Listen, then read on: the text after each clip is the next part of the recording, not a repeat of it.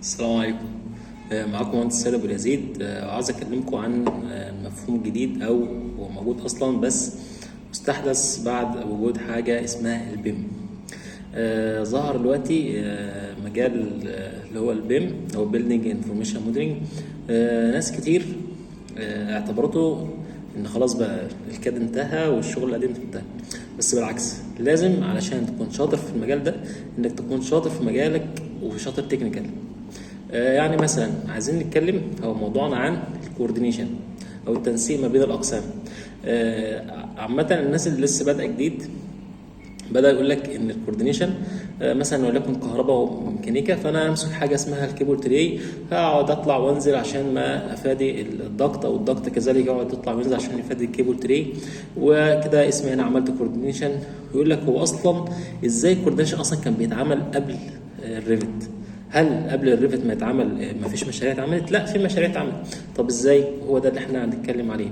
عشان تعمل كوردينيشن لازم يكون عندك شويه لوحات تعرف تقراهم. زي ايه؟ زي عندنا حاجه اسمها الاستراكشر فريمنج، ده بتاعه المهندس المدني ومهندس المعماري، لوحه الاركتكتشر سواء الفلور او سواء الار سي بي.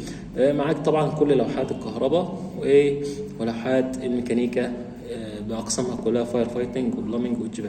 طيب، في الاول كده انا محتاج ايه علشان اعرف ابدا بس في الكوردينيشن بتاعي سواء في الريفت او الكاد؟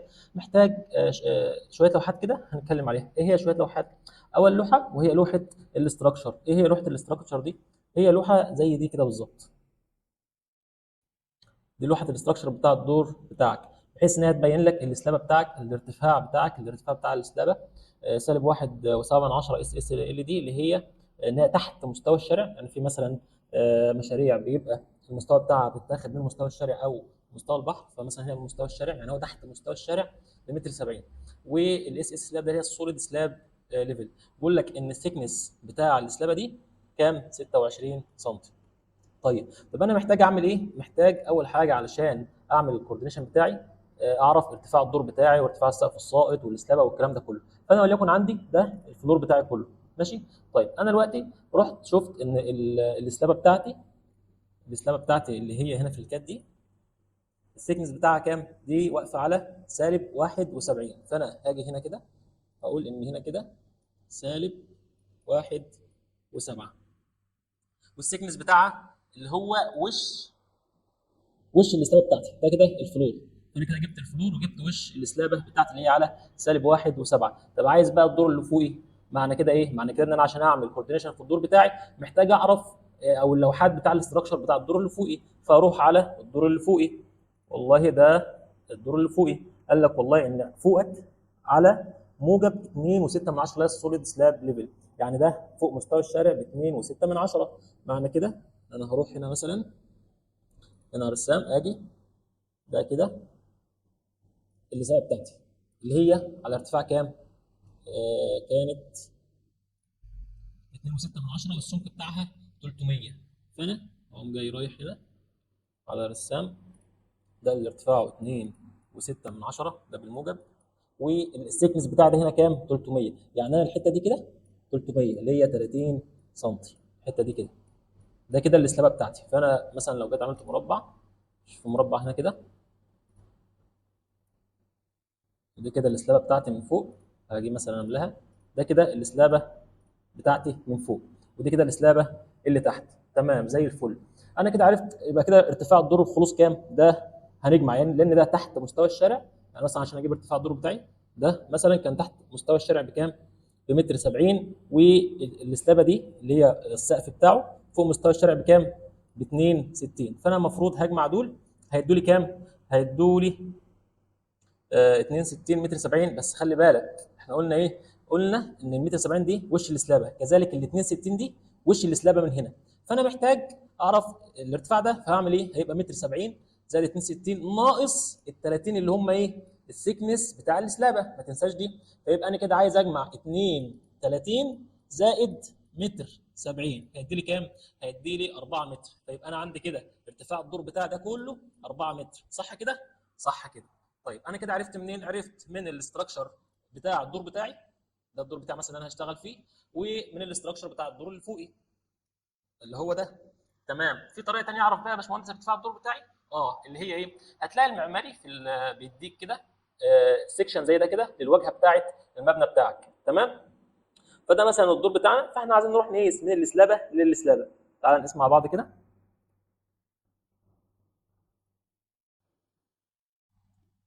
دي كام؟ 4000، يعني 4 متر. طب خلي بالك، احنا كده قسنا من السلابه للسلابه، لكن احنا عندنا في الدور بيبقى فيه فينش فلور اللي هو ده، اللي هو كام؟ قيس كده. طلع معانا 100. 100 اللي هو ايه؟ فينش فلور اللي هو ايه؟ الرمل والبلاط والكلام ده كله، فكده اللي هو 10 سم. فيبقى انا عندي معايا هي ال 10 سم. آه، ممكن تحطها ما تحطهاش، يعني خليك عارفها، يعني فعلا معناها هنا كده ايه؟ 10 سم فينش فلور ليفل.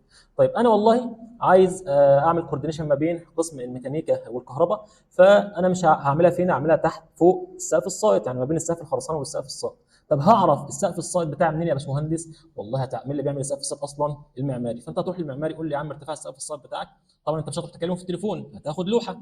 فده كده المعماري بتاع الدور بتاعنا. احنا مثلا كنا في الحته دي، فعايزين نعرف وليكن في الكوريدور مثلا، قال لك هنا ايه؟ السيلينج هايت 33، فانا هروح ارسم السيلينج بتاعي على 33. ده مثلا هنا كده، خليها بخط عريض شويه. شفت؟ ده كده السيلينج بتاعي. يبقى انا معايا كده السيلينج هنا كام؟ 33 كده، 33. يبقى انا لسه لي كام؟ احنا مش كنا قلنا ان الدور بتاعنا صفه على 4 متر؟ طيب هنطرح منهم 33، يبقى انا معايا السقف الساقط كام؟ 70 سم. يبقى انا كده عملت اول حاجه يا باشمهندس، هي ايه؟ ان انا رحت الاستراكشر، هات لي ارتفاع السلابه بتاعتي وارتفاع السلابه بتاع الدور اللي فوقيه، جبت الخلوص بتاع الارتفاع كله. بعد كده رحت وطبعا بطرح منها السيكنس بتاع السلابه.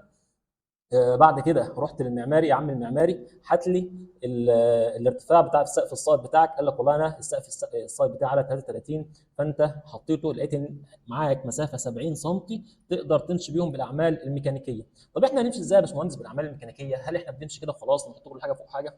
والله لازم يكون عندك علم. لو انت مثلا كهرباء زي حالاتي كده، عايز تكون عارف الحاجات بتاعتك اللي هي التريهات، اكتر حاجه ماشيه هنا.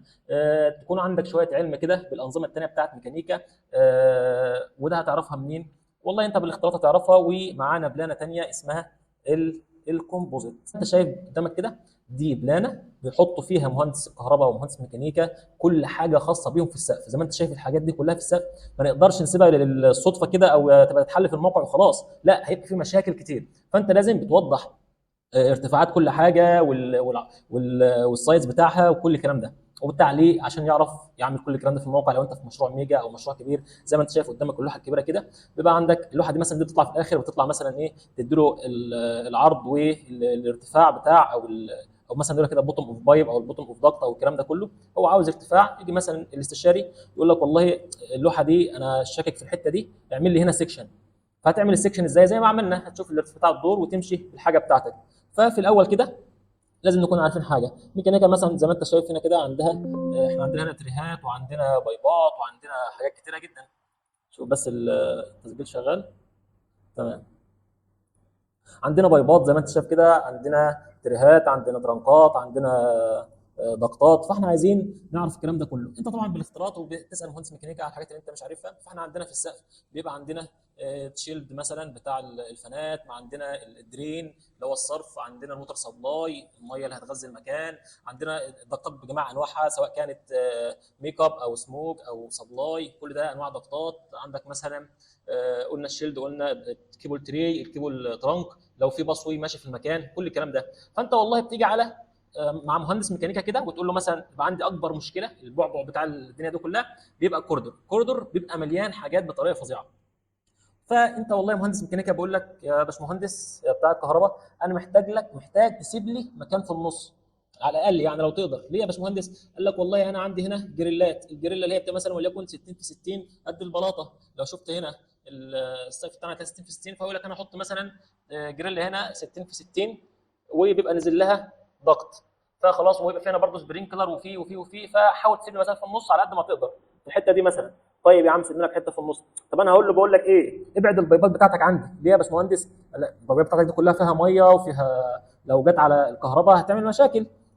فهو بيجي يقوم جاي مثلا ايه، يرسم البيبات في جنب هنا، ولكن الدرين بيبقى اعلى حاجه عشان هو بيبقى له سقوط والكلام ده كله. الناس بتاع الميكانيكا طبعا عارفين ان هو مثلا في المتر بيسقط 10 مللي مثلا او ملي. هنا مثلا حط لي كل البيبات بتاعتك هنا يا باشمهندس والله، حطها لي هنا كده، سواء بقى فاير سواء ووتر الكلام ده كله. تمام. و بالنسبه للضغطات، ممكن مثلا تمشي لو عندي ضغط، طبعا الضغطات بتبقى عريضه او كبيره، فانا هقول له والله انا هحط الكيبل تري بتاعي هنا، اسيب مثلا مسافه من السقف، ده الكيبل تري اهو، ده واحد، واعمل مثلا جنبه كمان واحد.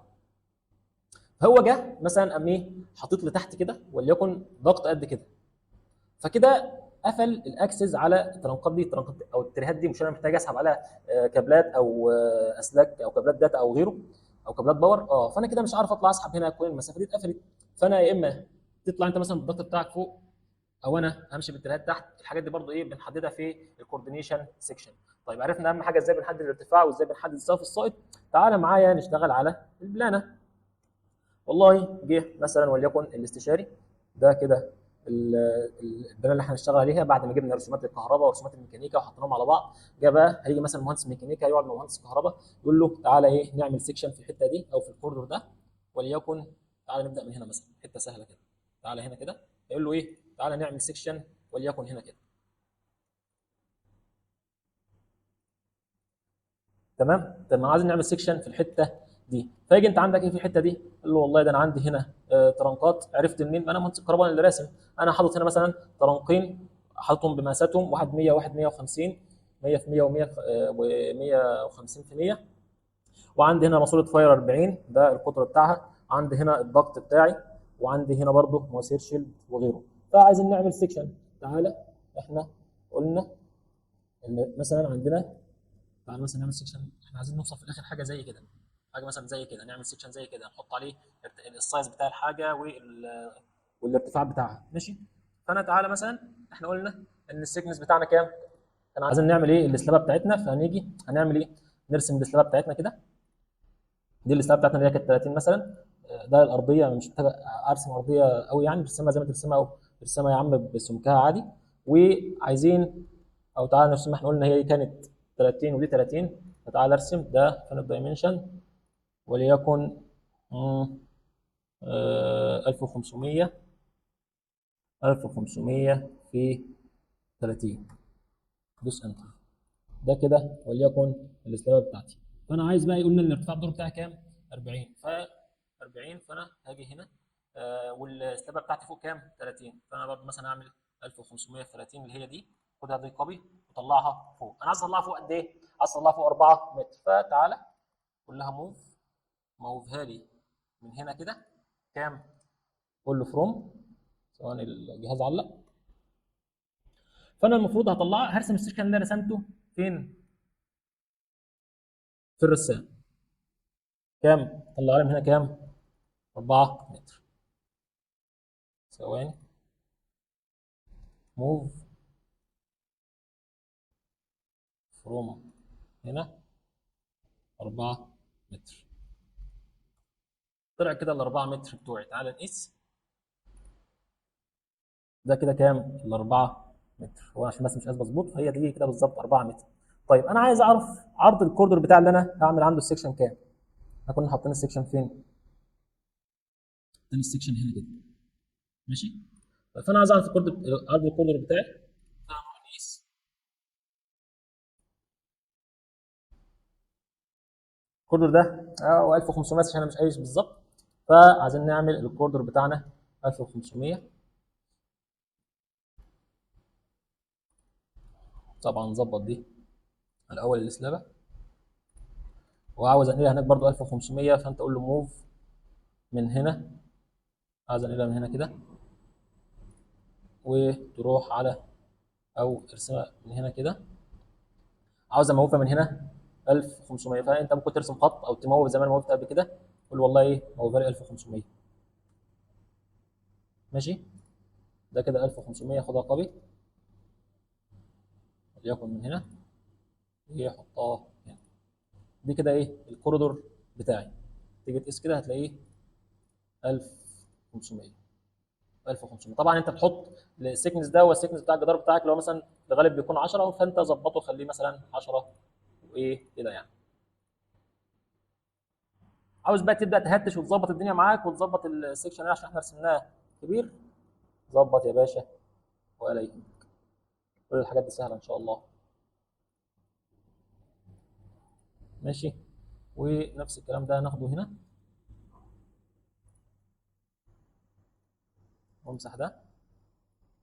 طبعا انت بقى ظبطه. طيب احنا قلنا ارتفاع السقف الصاعد بتاعتنا كام؟ احنا قلنا هنسقط من هنا 70 عشان هو كان على 33، فتعالى اسقط من هنا 70 يا عم، اللي هي 700.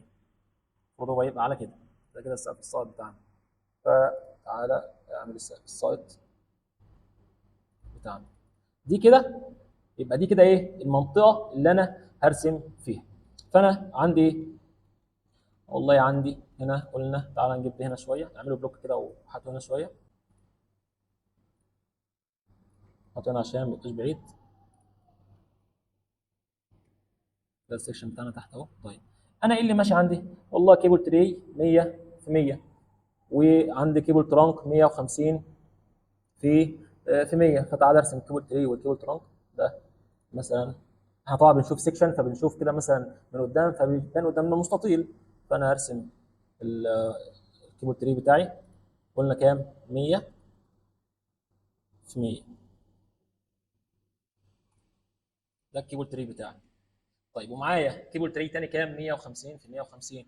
انا هرسم 150 150 في 100 اقصد 150 ثواني في 100. فده كده 150 في 100.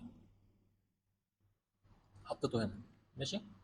طيب بعد كده عندي هنا والله مهندس الميكانيكا قال لك يا باشمهندس ده انت عندك هنا ايه؟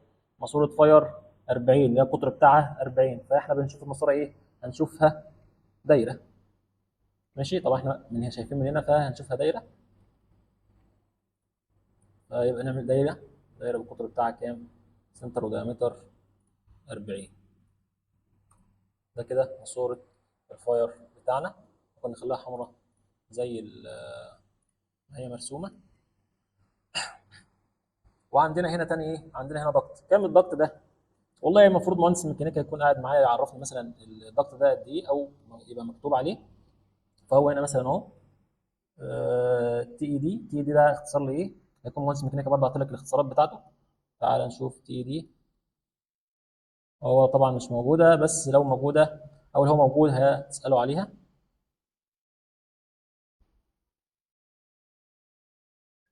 تمام. ده السكشن بتاعنا. قال لك ان هو كام؟ 600 في 200. طب ايه ال 600 في 200؟ والله ده العرض في الدبس بتاعه. هتقيس ده هتلاقي 600 وال 200 اللي هي الدبس. فانا هروح اعمل 600 في 200. تعالى هنا في الدايمنشن 600 نقول له كام؟ 600 في 200. وده كده ايه الضغط بتاعي. طبعا عايز تعمل كل الحاجات دي بلوكات تعملها براحتك، عايز تخليه اصفر زي ما هو مرسوم اعمله. وطبعا زي ما احنا شايفين في مواسير شيلد هنا الماسوره 25. فاحنا عايزين نرسم الماسورتين دول. تعالى نرسم الماسورتين 25. السنتر والدايمتر كام؟ 25. هم كانوا ماسورتين. طيب فاحنا دلوقتي احنا كده رسمنا ايه؟ حاجه هاديه كده في السكشن بتاعنا. يعني ده حته هاديه. طبعا في حتت اصعب من كده ممكن ناخدها وقت تاني ان شاء الله. طيب تعالى نشوف الحته الهاديه دي عايزين نكردنها ازاي. هل انا ينفع اجيب ماسوره الفاير فوق هنا؟ لا طبعا. طب هل انا ينفع امشي مثلا بالمواسير دي تحت الضغط ده؟ لا. ليه؟ عشان لما اجي اعلق انا محتاج اعلق دي بسبورتات بتوصل في الخرسانه هنا. فلما اجي اطلع هطلع في الضغط فده مش هينفع. فانا محتاج احط يعني مثلا احنا شايفين مثلا المواسير هنا اللي يشوفوا لي طب هي تحت طب هي فوق. ما انت اللي هتكردن. طبعا يبقى لها ليفل معين زي ما واخده كده، ولكن احنا المفروض احنا مش عارفين الليفل. يعني مثلا المفروض احنا معانا البلانه دي كده، البلانه دي كده ومش عارفين الليفلات، والاستشاري طالب الليفلات وعايزين نحط الليفلات عشان نبقى مكردنين الشغل بتاعنا. فهنعمل ايه؟ والله اقول لمهندس الميكانيكا خد جنب وانا جنب. خد جنب بحاجتك سواء بالفاير او بالشيلد. هيقول لي طيب انا هحط مثلا وليكن ده الترهاب بتاعتي احطها هنا. هسيب مثلا من هنا كام؟ 10 سم عشان طبعا انتوا عارفين لما بنيجي نعلق نعلق الست شانل ان شاء الله بعمل لكم فيديو عن الترهات او ازاي نسحب وازاي نشتغل كل ده ان شاء الله. ده كده بيبقى ايه؟ السبورت بتاعي اتعلق كده، ونفس الكلام هنا. فانا ببقى سايب، اعمل حسابك ان انا ببقى سايب هنا برفرف مثلا 5 سم ولا 7 سم، فتسيب بينك وبين الجدار اقل حاجه 10 سم عشان تعرف تعلق السبورت بتاعك. فانا قلت له والله هحط التري بتاعي هنا كده، وهو قال لي انا برضه هعلق الضغط بتاعي فوق وليكن هنا كده. وانا برضه حسب بقى ايه، حسب السكشن بتاعك انت هتظبط التعليق وكل الكلام ده. ماشي، ده طبعا كده.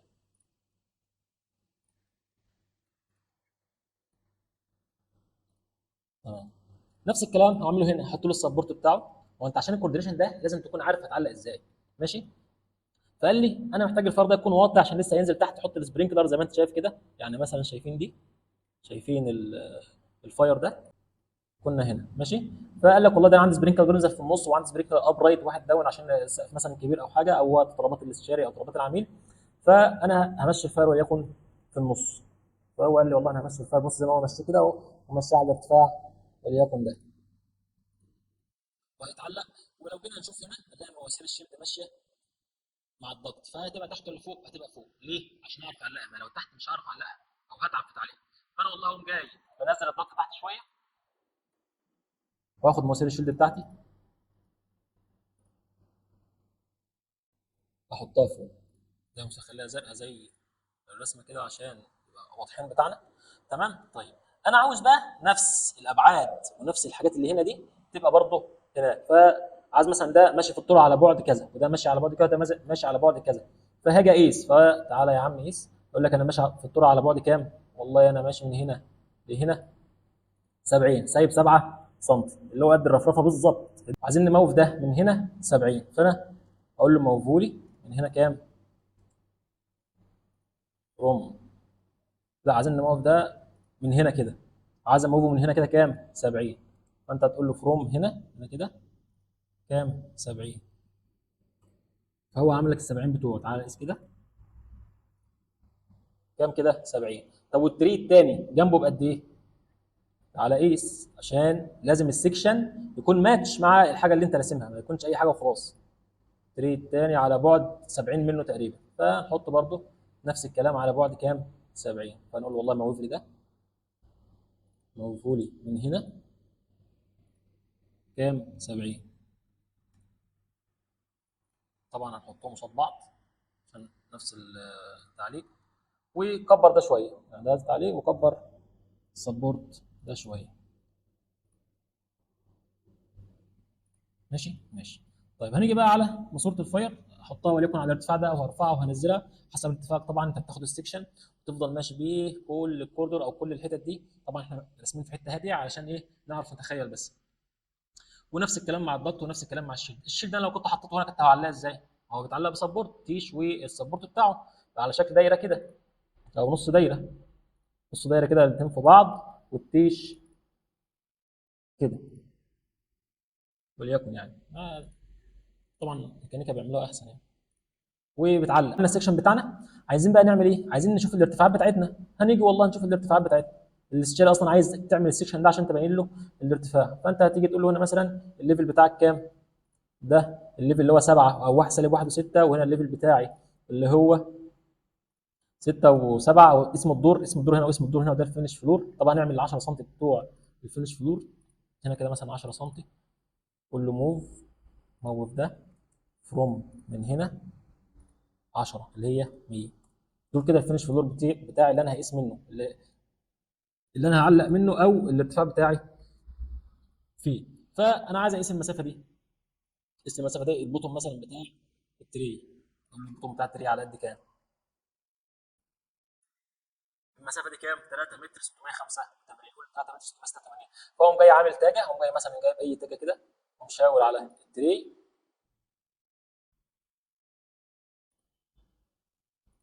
اي تاجه انت عاملها،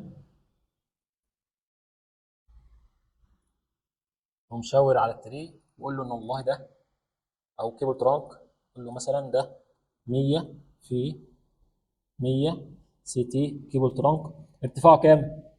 كام؟ هتقول له مثلا البوتوم بي او تي بوتوم اوف ترانك بيساوي كام؟ 3686.